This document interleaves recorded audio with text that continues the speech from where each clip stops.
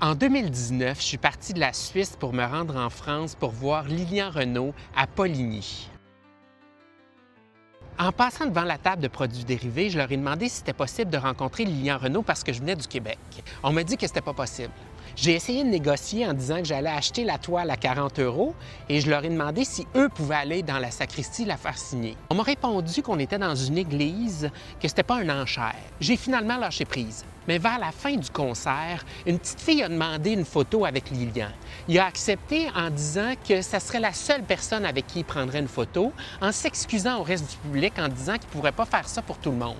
La petite maudite venait de me voler ma chance.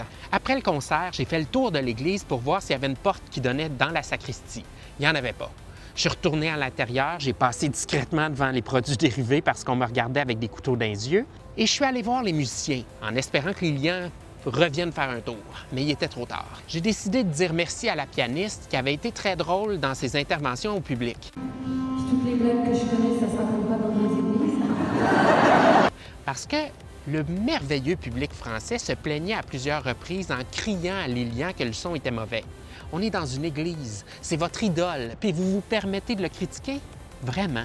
Bref, elle m'a fait « Hein, mais je connais cet accent, vous êtes Canadien! » Et elle s'est sauvée dans la sacristie en me faisant signe d'attendre 2 secondes.